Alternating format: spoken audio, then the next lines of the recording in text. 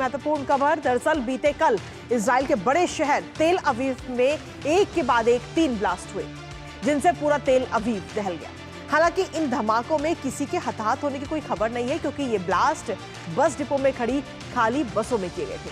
फिलहाल अब संदिग्धों की तलाश की जा रही है और साथ ही जनता को सतर्क रहने की भी सलाह दी जा रही है। अब इस पूरे सीरियल ब्लास्ट के बाद वेस्ट बैंक में ऑपरेशन करने के लिए सेना को सीधे तौर पर निर्देश दे दिए गए।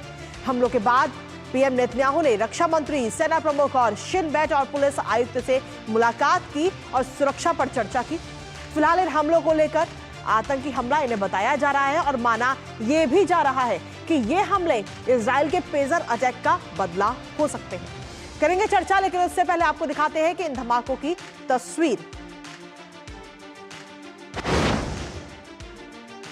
तो ये तस्वीरें इस वक्त आपको दिखा रहे हैं किस तरीके से धमाकों से इजराइल दहलता हुआ नजर आया है। और ये देखिए बसें जो खड़ी हुई थी, हालांकि अच्छी बात ये रही कि जब ये धमाके किए गए तो इन बसों में कोई भी व्यक्ति मौजूद नहीं था, और सबसे अच्छी बात यही है। साथ ही आप देख सकते हैं कि जब धमाके हुए, धमाकों के बाद में बस जो है वो पूरी तरह से जल गई, और जलने के बाद की तस्वीर इस वक्त हम आपको दिखा रहे हैं। ये बस डिपो की तस्वीर है।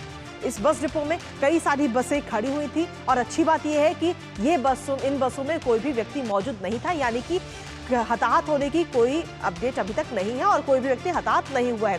फिलहाल लगातार तलाशी अभियान चल रहा है वहां पे सेना की तरफ से खास तौर पे, और ऑपरेशन वहां पर किया जा रहा है। इसके साथ ही अगर हम देखें तो ये 3 तस्वीरें इस वक्त आपको दिखा रहे हैं, अलग अलग जगह की ये 3 तस्वीरें हैं।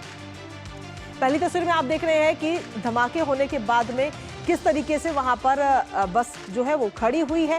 वहां पर हालांकि टीम तुरंत पहुंचती है और जांच की जा रही है। दूसरी तस्वीर में आप देख रहे हैं कि दूर से ही आग की जो लपटें हैं वो देखी जा सकती है, और तीसरी तस्वीर भी इस वक्त आपको दिखा रहे हैं। कुल मिलाकर इस पूरे मामले में फिलहाल ये कहा जा रहा है कि इसराइल की तरफ से जो पेजर अटैक किए गए थे, ये हमास की तरफ से उसका बदला है। हालांकि इसको लेकर हमास की तरफ से अभी तक किसी प्रकार की कोई जानकारी नहीं दी गई है। इंतजार रहेगा कि हमास की तरफ से इस पूरे हमले की जिम्मेदारी ली जाती है या नहीं।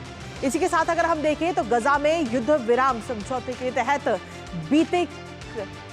और इस युद्ध विराम को लेकर हम करेंगे बात, क्योंकि बीते कल जिस तरीके से 4 शवों को लौटाया गया है, अब ये पूरा मामला एक बार फिर से उजागर होता हुआ नजर आ रहा है, और इसको लेकर हमास पर सीधे तौर पर धोखा देने का आरोप इजराइल ने लगाया। आखिर क्यों लगाया ये आरोप, करेंगे विस्तार से बात, लेकिन उससे पहले रुकते एक छोटे से ब्रेक के लिए।